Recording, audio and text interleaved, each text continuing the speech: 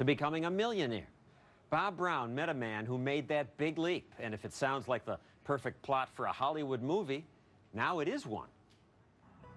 It's your life, and suddenly the pace of it changes. Suddenly, one of the biggest movie stars in the world is acting it out, and Will Smith is playing Chris Gardner.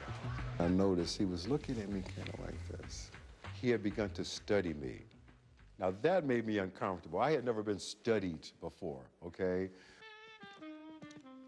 But if you're Chris Gardner, you have no complaints. Gardner used to be homeless, and on rare occasions, he holed up in this public bathroom with his infant son. It was a choice. You eat or you stay in the hotel. We chose to eat. We stayed in the subway station. We rode the trains. We slept in bathrooms. Then, after getting himself into a training program and proving he could keep company with the best of them, he became a multimillionaire stockbroker. Come on, man. It was one amazing ride, a story we told you 3.5 years ago. All right, I'll talk to you. And in the days just after the story was broadcast on 2020, Chris Gardner fielded a lot of weird offers related to his rise from homelessness to wealth, including a proposal for a reality show. Guy calls me up, he's got this great idea. He's going to take some homeless people off the street, give them a job, and the one that does the most with their life is going to get a $300,000 house, $100,000 in cash, and all this other good stuff. And I can't repeat what I said to the guy, but the gist of it was, being homeless is not a game, and if you think it is, I already won, so send me the money. Haven't heard from him again.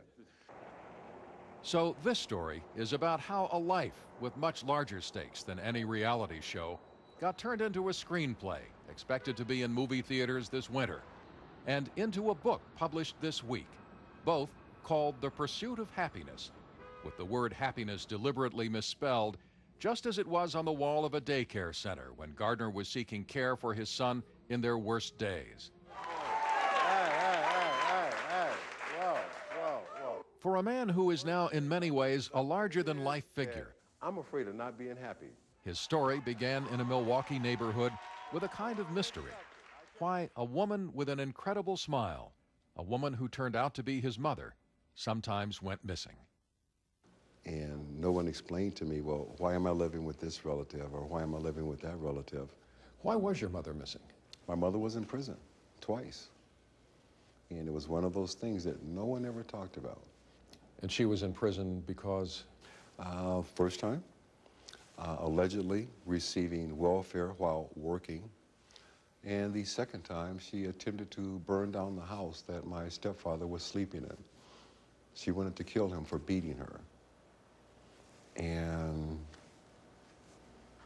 I can say honestly, I'm sorry she didn't succeed. Before I said no. Later in his life, Gardner was heavily influenced by decisions he and his mother made, sometimes with just a look between them, when he was terrorized by his gun-wielding stepfather. He would come out with a shotgun, you wrote? My last Christmas at home, man, I was put out of the house, butt naked, at gunpoint. Till this day, I still have a problem with Christmas. But I made a decision that I was going to be everything that this guy was not. I'm not going to drink, and I'm not going to beat women. I'm not going to be ignorant.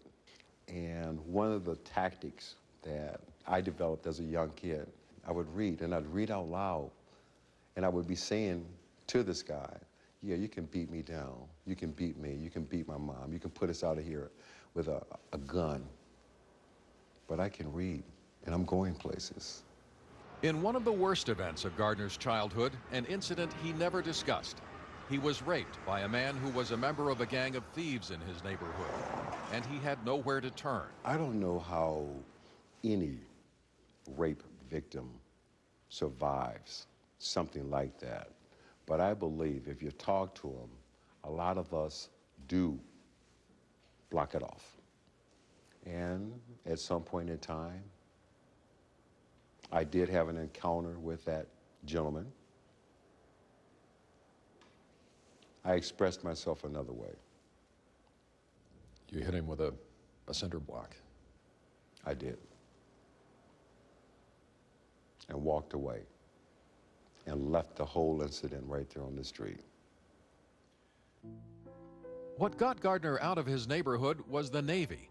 After 4 years of duty, he was a kid without a college degree, but who valued reading and who learned quickly. He became a medical supply salesman in the San Francisco area, supporting a wife and a young son. But he reached another turning point in his life when, in a parking lot one day, he met a man who drove a red Ferrari. And I asked him 2 questions that basically changed my life. What do you do? And how do you do that? Turns out this gentleman was a stockbroker who was making $80,000 a month. That was all the motivation Gardner needed to start knocking on doors, applying to become a trainee at a brokerage, even though it meant he would have to leave his steady income job. Then things started to get bad. He was hauled off to jail for parking violations that he couldn't afford to pay. His wife left him, and after he then moved into an Oakland boarding house, she asked him to take over care of their young son. Although he was living on next to nothing as a brokerage trainee, Gardner, haunted by his stepfather's abuse, was determined not to abandon his child. Growing up hearing constantly, quote, "I am not your daddy," with a few other words thrown in there. I made a decision when I was a little boy that when I grow up and when I had children, my children were always going to know who their father is. The bottom line, Gardner's wife had left, the boarding house where he had stayed wouldn't accept children, and as he struggled for a brokerage job, his subsistence income wasn't enough for him and his son. So when Gardner brought his son home from daycare each night to the cheap hotels he could occasionally afford, he got help from unexpected sources. By the time we were coming home, the ladies of the evening were beginning their shift, and they would always see myself, this baby, and the stroller. They never saw a woman, so they kind of figured out something's going on.